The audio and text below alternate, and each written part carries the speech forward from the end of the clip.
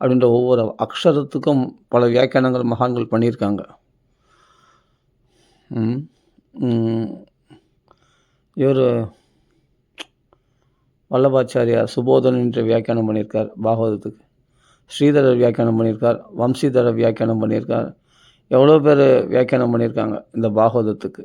ஏன்னா அவ்வளோ அர்த்த புஷ்டி உள்ள ஸ்லோகங்கள் இதில் மகான்கள்லாம் அப்படி வியாக்கியானம் பண்ணியிருக்காங்க.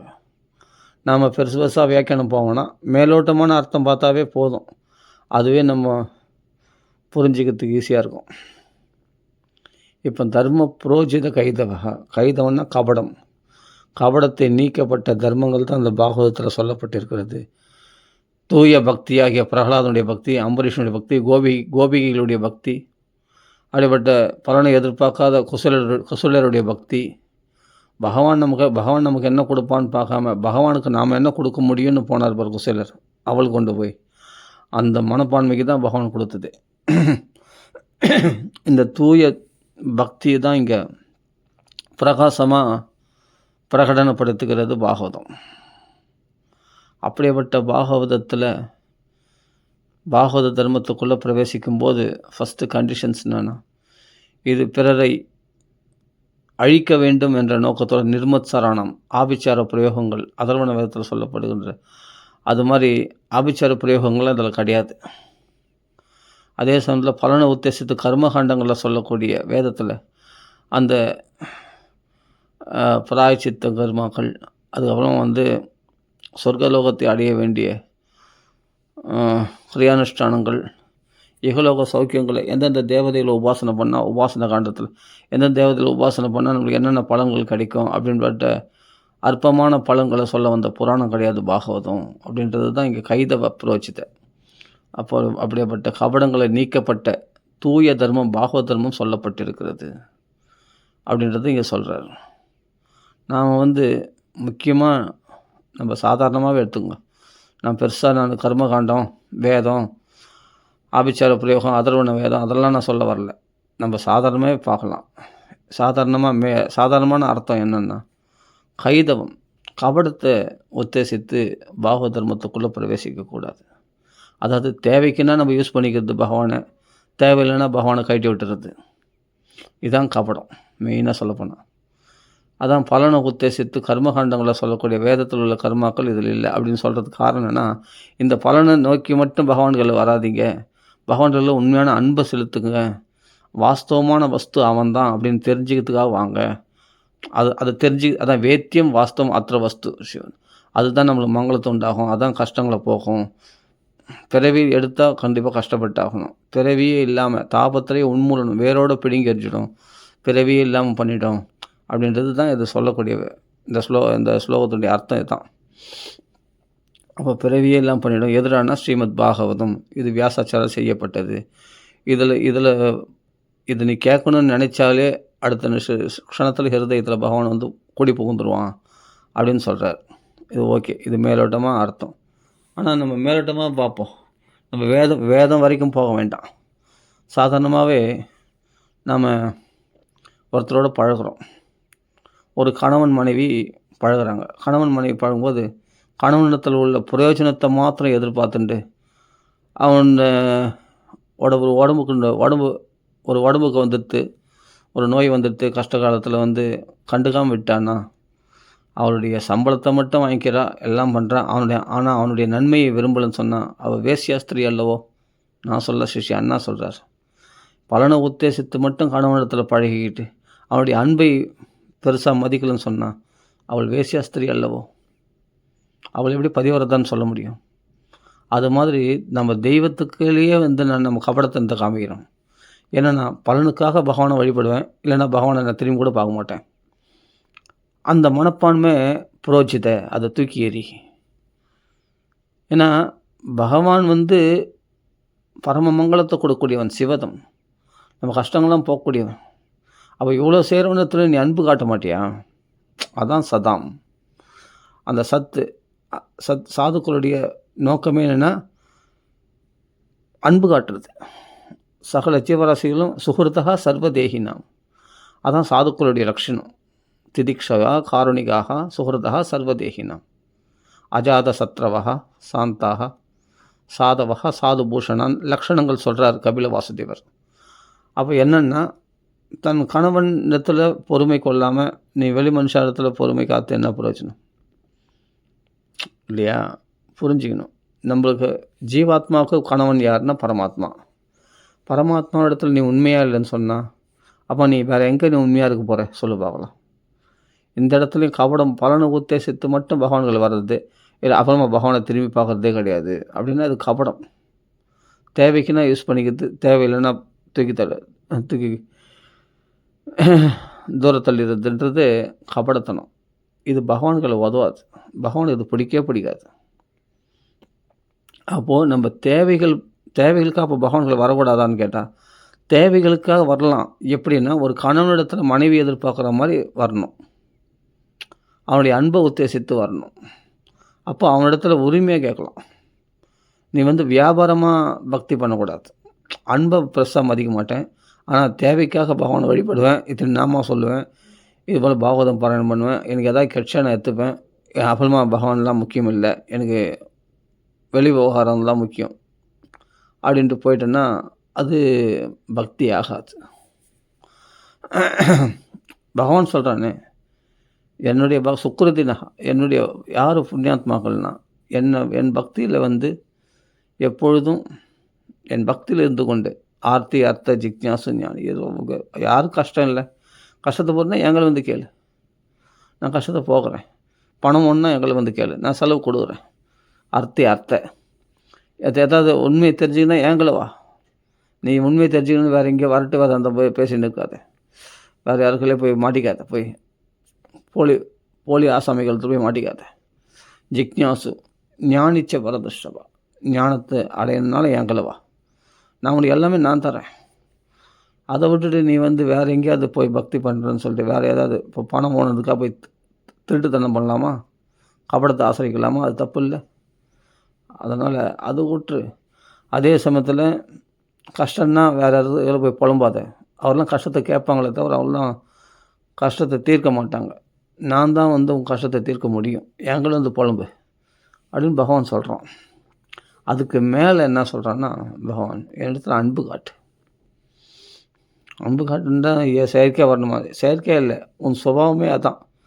நீ பகவானத்திலேருந்து பிரிஞ்சு வந்துட்ட. நீ உண்மையிலேயே பகவானுடைய அம்சம். நீ மமை வம்சோ ஜீவலோகே ஜீவபூத சனாதனகா, சனாதனமாக பகவானுடைய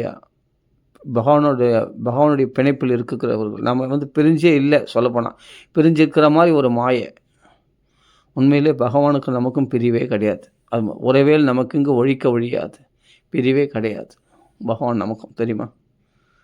இது ஒழிச்சுன்னு நினச்சா கூட ஒழிக்க முடியாது. பரமாத்மா விட்டு ஜீவாத்மா என்றைக்குமே பிரிஞ்சதே கிடையாது. பிரிஞ்சது போல் இது ஒரு மாயை உண்டாக்குது. அதான் சம்சாரம், அதான் இந்த கவலைகள் துன்பங்கள் எல்லாமே. அப்போ பகவான் நாமத்தை சொல்லும் பொழுது நம்ம புதுப்பிச்சுக்கிறோம், பகவானுடைய உறவை மீண்டும் புதுப்பித்து கொள்கிறோம். அப்போ தான் நம்ம பகவான் விட்டு பிரியலைன்னு நம்மளுக்கு தெரிய வரும். அது பல மிராக்கிள்ஸ், பல அதிசயங்கள் பார்க்கும்போது, பகவான் நம்ம பூர்ண பாதுகாப்பு இருக்கிறானே. நீ வேறு பாதுகாப்பு இல்லை, பகவானை மாதிரி நீ ஈஸ்வர தன்மை உனக்கு உண்டு. உலகத்தெல்லாம் சிருஷ்டி பண்ண விஸ்வாமித்திரர் திரிசங்குக்கு சொர்க்கத்தெல்லாம் சிருஷ்டி பண்ண தரக்கூடிய சிருஷ்டி செய்து தரக்கூடிய சக்தி உனக்கு உண்டு. அது தெரியுமா? பகவானுக்கு என்ன சக்தி உண்டோ அது பக்தர்களுக்கும் உண்டு. திரிசங்குக்கு ஒரு சொர்க்கத்தையே சிருஷ்டி பண்ணி கொடுத்துட்டாரு. சிருஷ்டி யாருக்கு? பகவானால் தான் படைக்க முடியும்.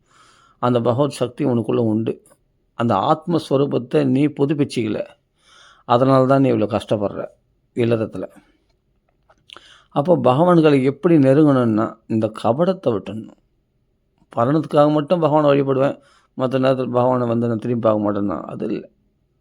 அந்த கைதவத் புரோஜித்தை அதை விட்டுட்டு பகவான்களை தேவைக்கான பகவான்கள் பழகிறதெல்லாம் கூடாது. உண்மையான அன்பு செலுத்துறதுக்காக பகவான்கள் பழகணும். அதுதான் ராம ராம ராம ராமான்னு சொல்கிறது. பகவானிடத்தில் அன்பு செலுத்துறது தான். அதுக்கப்புறமா சொல்கிறாரு கண்டிஷன்ஸு, நிர்மத் சரணாம் சதாம். 2 தோஷங்கள், கைதவத்தை விட்டுடணும், கபடத்தை. அப்புறமா பொறாமை முதலிய தோஷங்களை விட்டுடணும். நீ எல்லாரையும் துவேஷம் பண்ணிவிட்டு எல்லாரையும் பகைச்சிட்டு யாரையும் பிடிக்கலன்னு சொல்லிட்டு அப்போ என்னை மட்டும் பிடிக்குன்னு சொன்னால் அது எந்த விதத்துலையும் நியாயம் இல்லை. எல்லாமே நடமாடும் கோயில்கள் தானே. எல்லார் ஹிருதயத்தில் அகம் ஹிருதி சன்னிவேஷ்டம். எல்லார் ஹிருதயத்தில் நான் தானே வாசம் பண்ணுறேன். அதனால் பிறர் அழியணும், பிறர் ஒழியணுன்ற நோக்கத்தோடு எங்கள் வராது. புரியுதா? அதுக்காக எங்கள் பிரார்த்தனை பண்ணாது. அதுக்காக நாம சொல்லாது. நாம சொன்னால் எதிராளிலாம் ஒழிஞ்சிடுவாங்க. அதுக்காக இல்லை. பிரகலாதன் அதுக்காக நாம சொன்னால் நாராயண நாமத்தை நிர்வைராய பிரசாந்தாய ஸ்வசுதாய மகாத்மனே. அப்போது விரோதபாவமே இல்லாமல் பிரசாந்தாய எல்லா துன்பங்களையும் சாந்தமாக பொறுத்து கொண்டு இருக்கிற அப்படிப்பட்ட சாந்த ஸ்வரூபமாக இருக்கிறான் பிரகலாதன். எதனால்னா நாரதருடைய கருணையினால் நாம ஆவர்த்தினால் நமோ நாராயணாய. அதான் வச்சன ரச்சனம் ஏகம். அந்த நாரதுடைய வச்சன ரச்சனம் ஏகம். அந்த நாரதுடைய உபதேசத்தின்படி அந்த நாம ஒன்றத்தை அந்த நாராயணான்ற ஓம் நமோ நாராயணா என்ற அந்த அஷ்டாட்சர மந்திரத்தை பிடிச்சிட்டு ஜெயதி ஜெகதி மாயம். இந்த உலக மாயை தானே இதில் காமக்குரோதங்கள்லாம். அந்த மாயை ஜெயிச்சிட்டாராம். அந்த காமக்குரோதங்களுக்கு உட்படலையாம். பிரசாந்தமாக இருந்தாராம். நிர்வைராய பிரசாந்தாய. அப்போ உலக மாயை ஜெயிச்சவர் யார்? பிரகலாத். எதனால? அந்த நாரதர் உபதேசிக்கப்பட்ட அந்த ஒரே நாமத்தினால வச்சனரச்சனம் ஏகம். அந்த ஒரு நாமத்தை பிடிச்சிட்டு ஜெயதி ஜெகதி மாயம் உலக மாயை ஜெயிச்சவர். அப்படின்னும் போது இந்த நாமம் நமக்குள்ளே இருக்கிற கபடங்களை போய்க்கிட்டோம். பகவானுக்கு நமக்கும் உள்ள ரிலேஷன்ஷிப்பை நல்லா ஸ்ட்ராங் பண்ணிட்டோம். புதுப்பிக்கிறது மட்டும் நல்லா ஸ்ட்ராங் பண்ணிட்டோம். அந்த ரிலேஷன்ஷிப்லேயே அப்படியே நம்ம உல்லாசமாக இருக்கலாம். பகவானுடைய சல்லாபம் பண்ணலாம். அது பேரானந்த நிலையை கொடுக்கக்கூடியது அப்படின்னு உணர்ந்துட்ட பிறகு அப்போ அந்த பௌதிக ஆசைகள்லாம் சப்பு சப்புன்னு போயிடும். சக்கரை தண்ணி எது வரைக்கும் இன்றைக்கின்னா தேன் சாப்பிட்ற வரைக்கும். தேனை சாப்பிட்டோம் சக்கரை தண்ணி பிடிக்காது, தூக்கி விசிரிச்சிடும். அது மாதிரி இந்த அற்ப சுகங்கள்லாம் சிற்றின்பம்லாம் பேரின்பத்தில் அடிபட்டு போயிடும். அஜ்ஞானம்லாம் ஞானத்தில் அடிபட்டு போயிடும். அப்படியே தூய உணர்வு வந்துச்சுன்னா ராம நாமத்தில் அது மூலமாக இதெல்லாம் அடிபட்டு போயிடும். அப்புறம் யாரத்துலையும் பொறாமையும் பட மாட்டேன், துவேஷம் பட மாட்டேன். இந்த தோஷங்கள்லாம் உங்களுக்கு இருக்காது. நிர்மத் சராணாம் சதாம். அப்போ எப்படி இருக்குண்ணா? சதாம் சாதுக்களுக்குரிய தர்மத்தை கடைப்பிடிப்பணி. இதுதான் தர்ம புரோஜித கைதவன்ற ஸ்லோகத்துக்கு அர்த்தம். பாகவத்துக்குள்ளே பிரவேசிக்கிறதுக்கு, பாகவ தர்மத்தில் பிரவேசிக்கிறதுக்கு ஃபஸ்ட்டு இந்த தகுதிகள் நமக்கு வேணும். ஆனால் நாமம் சொல்கிறதுக்கு எந்த தகுதிகளும் வேணாம். நீ கபடத்தை உத்தேசத்துக்கு கூட பகவான் நாமா சொல்லு, நீ பலனை உத்தேசத்துக்கு கூட பகவான் நாமா சொல்லு. நீ பொறாமை ஒழுவனா பிறர் அழிக்கணும் ஒழிக்கணும் அப்படின்னு கபடத்தனத்தோட பகவான் நாமா சொன்னால் கூட, ஆனால் நாம உன் மனசை சேதோ தர்ப்பணம் மாற்றணும், மனசை பரிசுத்தமாக்கிடும். அதுக்காக கபடத்தோடு இருக்கணும்னு அவசியம், கபடத்தோடு இருக்கணும்னு நோக்கம் கிடையாது. அதே சமயத்தில் பலனை மட்டும் உத்தேசித்து பகவான்கள் வரணும்னு நோக்கம் கிடையாது. நீ தெரிஞ்சோ தெரியாமையோ பகவான் நாமத்தை சொல்லிட்டாலும், நீ பலனை உத்தேசித்து சொன்னாலும், இல்லை பிறர் அழிக்கணுன்ற நோக்கத்தோடு பகவான் நாம சொன்னாலும், ஆனால் நாமத்துக்கு எதுவுமே கிடையாது, எதுவுமே கிடையாது, எந்த கண்டிஷன்ஸும் கிடையாது. அஜ்ஞானாத் ஞானாத் உத்தம ஸ்லோக நாம சங்கீர்த்திதம். அப்போ தெரிஞ்சு சொன்னாலும் தெரியாமல் சொன்னாலும், இதுக்கு தகுதியோடு சொன்னாலும் தகுதி, இதெல்லாம் குவாலிட்டி. பகவானத்தில் கைதவத்து பலனை எதிர்பார்த்து மட்டும் பகவான் நாமத்தை சொல்லாத. இது ஆனால் நாம தர்மம் நான் சொல்கிறதுனா பலனை உத்தேசித்து கூட பகவான் நாம சொல்ல பரவாயில்லை அப்படின்னு சொல்கிறது. எனக்கு எதிரிகளால் தாக்கப்படுற அந்த எதிரிகள் சம்ஸ்கிருதியும் கோரமான சம்சாரத்தில் மாட்டி கொண்டு இருக்கிறேன், இதிலேருந்து நான் விடுதலை அடையணும் அப்படின்றதுக்காக கூட பகவான் நாம சொல்லு அப்படின்னு தான் பாகவதம் சொல்கிறது. இதே பாகவத தர்மத்தில் நாமத்துக்கு மட்டும் என்ன சொல்லுது, எந்த கண்டிஷன்ஸும் கிடையாது. இது தகுதியோடு பகவான் நாம சொல்லணுன்றது கண்டிஷன்ஸ் கிடையாது. நீ தோஷமுடையவன் தான், பிறரை பகைக்கிறவன் தான். அஜாமலன் மாதிரி ஒரு பாவி இருக்க முடியுமா? யோசிச்சு பாருங்கள். அஜாமலன் மாதிரி ஒரு பாவி யாருன்னா இருக்க முடியுமா? எவ்வளோ கொலைகள் பண்ணியிருப்பான், எவ்வளோ கொள்ளடிச்சிருப்பான். ஆனால் பகவான் நாமா கருணை உடையது. அப்படிப்பட்ட பாவிகளையே தேடி தேடி போய் ரட்சிக்கும். அப்படின்றபோது நீ பகவானத்தில் பக்தி பண்ணணும்னா அந்த அதுக்கு இந்த கபடம் நீக்கப்படணும், இந்த பொறாமை போன்ற தோஷங்கள் நீக்கப்படணும், பிறர் அழிக்கணுன்ற நினைக்கக்கூடாது. அதே சமயத்தில் கபடங்கள் பலனை உத்தேசித்து பகவான்கள் வரக்கூடாது, தூய அன்பை செலுத்தணும். அதுதான் உண்மையான பக்தி அப்படின்னு சொல்கிறதுக்காக பாகவத்தில் பிரவேசிக்கிறதுக்கு இந்த பக்தி நோக்கத்தோடு நீ பாகவத்துக்குள்ள பிரவேசிச்சினா தான் பகவானை நீ உண்மையாக வேத்தியம் வாஸ்தவம் அத்திர வஸ்து சொல்லும். நீ பகவானை உண்மையாக தெரிஞ்சிக்க முடியும். பகவானை உண்மையாக தெரிஞ்சுக்கிட்டேன்னா உனக்கு எப்போவுமே மங்களம் உண்டாகும், சிவதம். அப்போது தாபத்திரையும் உண்மணும், உனக்கு கஷ்டங்கள்லாம் உனக்கு கிட்ட கூட நெருங்காது அப்படின்னு சொல்கிறாரு.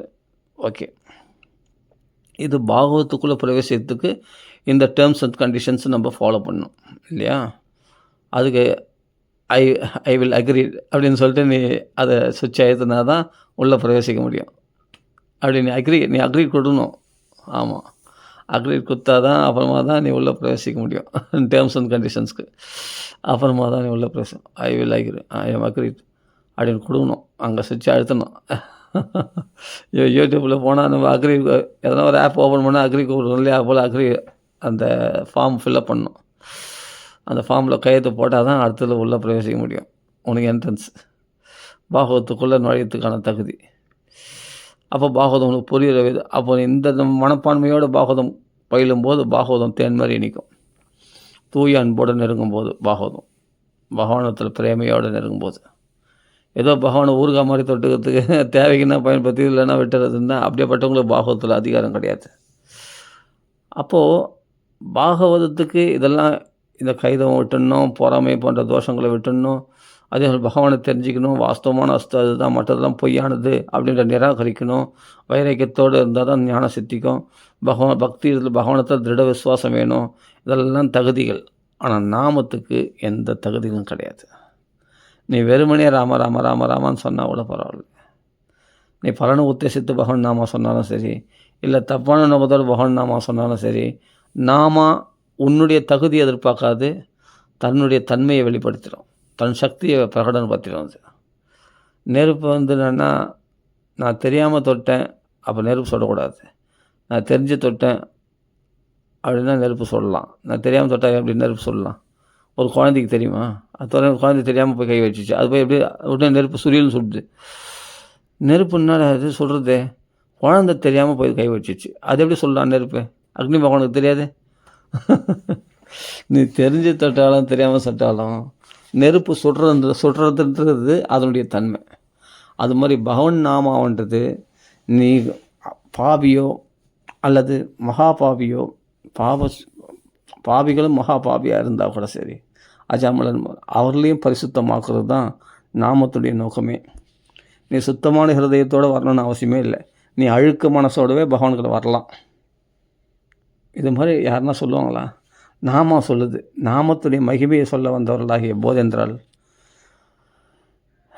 சுகாச்சாரியார் போன்ற மகாத்மாக்கள்லாம் சொல்கிறாங்க, நீ அழுக்க மனசோடு கூட பகவான் நாமத்தை சொல்லலாம். இதுக்கு தான் சொல்கிறேன், வெளிப்புறமான சுத்தமும் தேவையில்லை.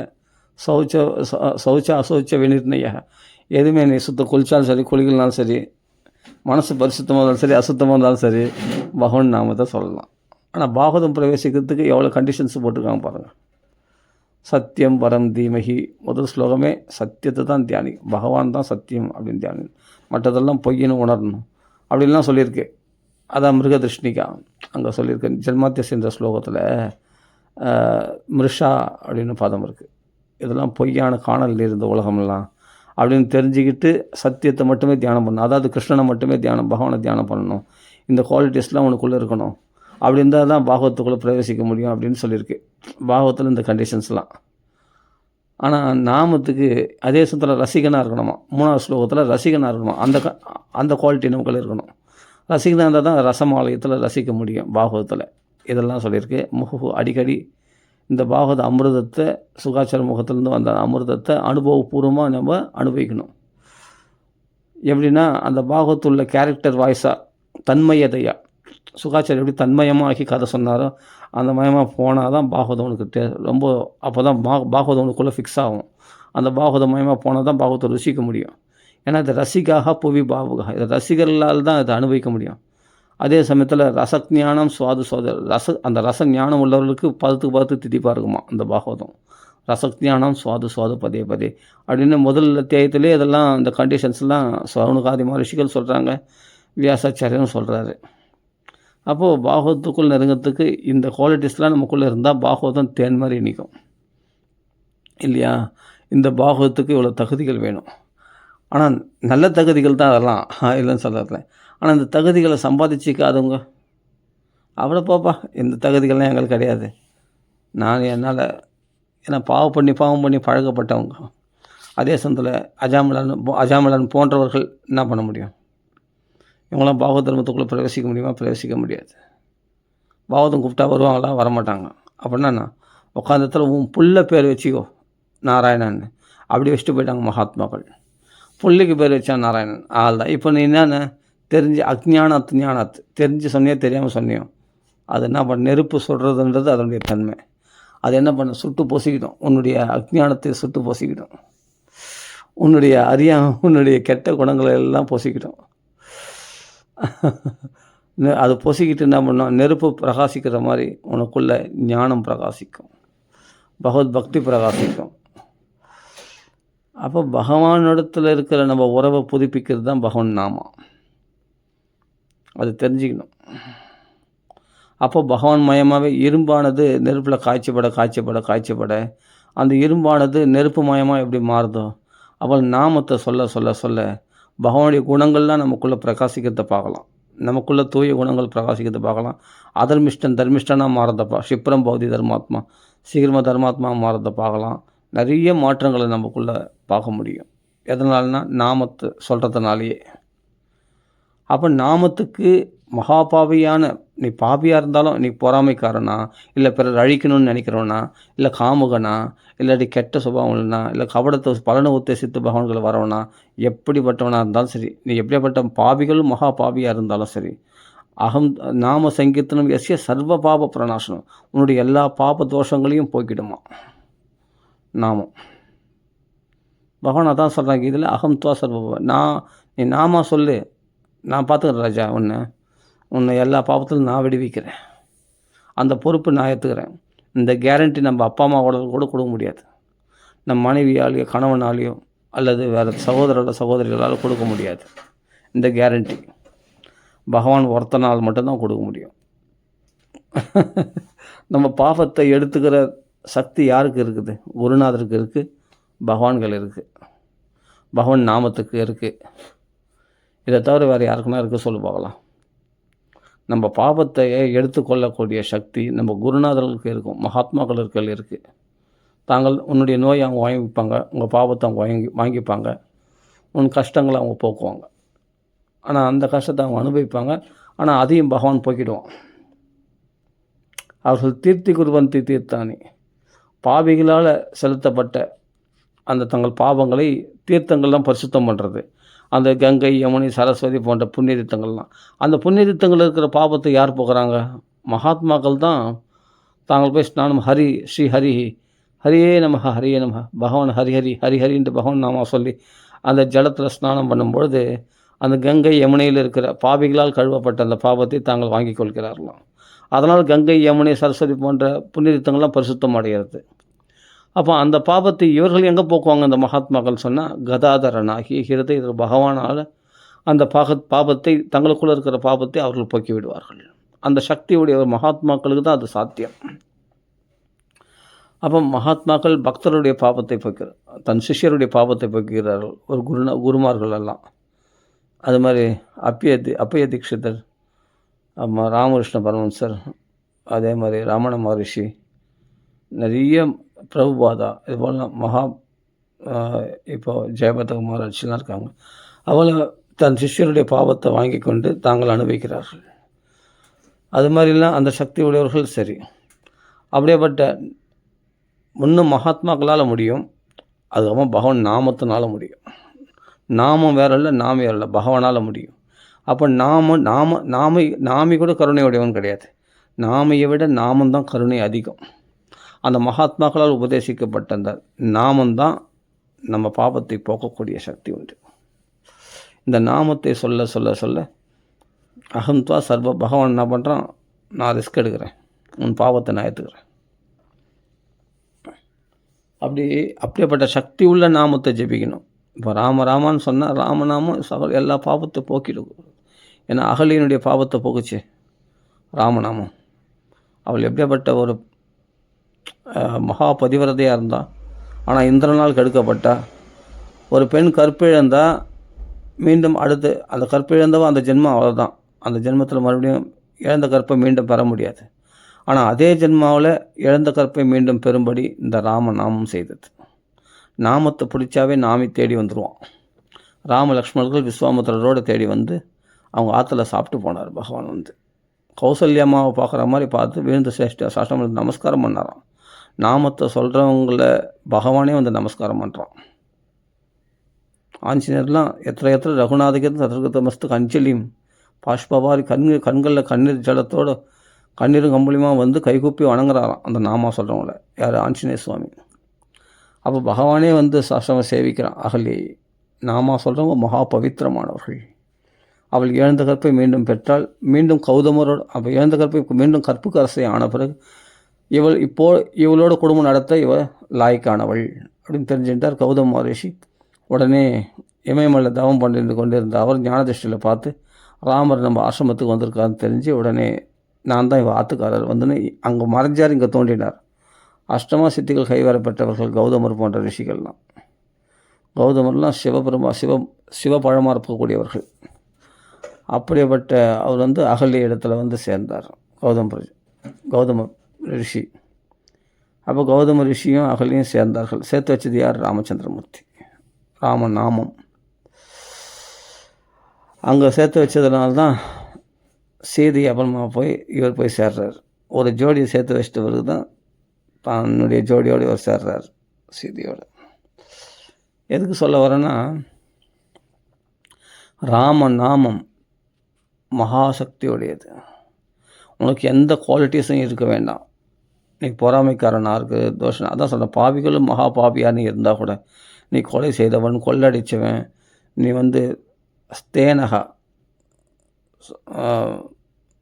ஆஜாமல பாக்கியத்தில் வருது. பஞ்சமகா பாதகங்கள் செய்தவர்கள் கூட, அதாவது தங்கத்தை திருடுபவன், பிராமணனை வதம் செய்பவன், மதுபானம் பண்ணுறவன்,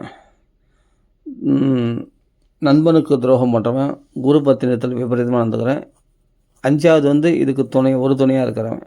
இந்த 5 பேர் வந்து பஞ்சமா பாதகிகளாகிய இவர்களுக்கு கூட ஒரு விமோசனம் ஒன்றா நாமத்தை படிச்சுக்கிறவங்க தான். இந்த நாம கிரகணம் தான் ஒரே வழி அவள் கரையறத்துக்கு அப்படின்னு சொல்லப்பட்டிருக்கு.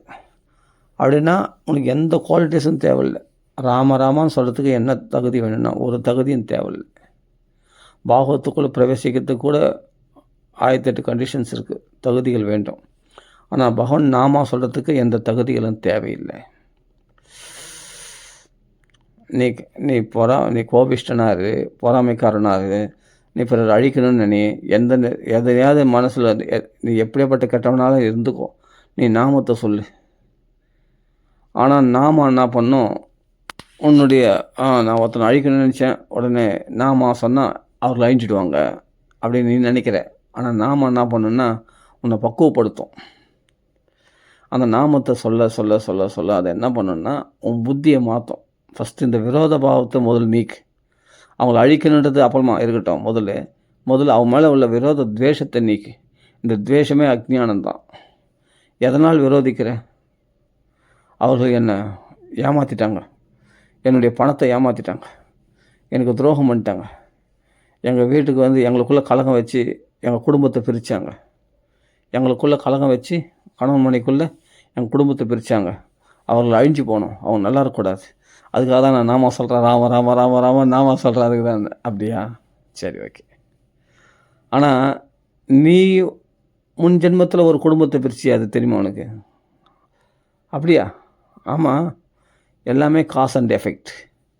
நீ எதை விதைத்தாயோ அதுதான் இப்போது வினையாக அறுக்கிற. நீ நெல் விதைத்தா நெல்லை அறுக்கிற, சொல்லு விதைத்தா சொல்ல அறுக்கிற. புரியுதா?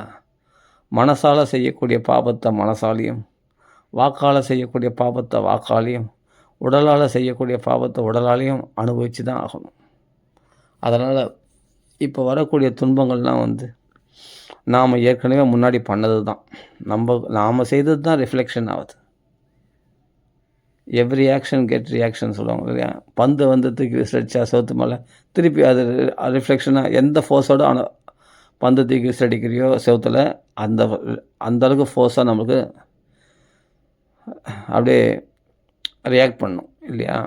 நம்மளுக்கு வந்து அப்படியே டக்குன்னு வார்த்தை வர மாட்டேது எனக்கு. இந்த வார்த்தை திக்குது. எவ்வளோ ஃபோர்ஸாக பந்து அடிக்கிறோமோ அந்தளவுக்கு ரிட்டர்ன் வரும். அந்த ரிட்டர்ன் வரமாட்டேது டக்குன்னு வார்த்தை. என்ன பண்ணுறது? வார்த்தை சரளமாக வரமாட்டேது. சரி, எனக்கு சின்ன வயசுலேருந்து திக்கு வாய் கொஞ்சம்.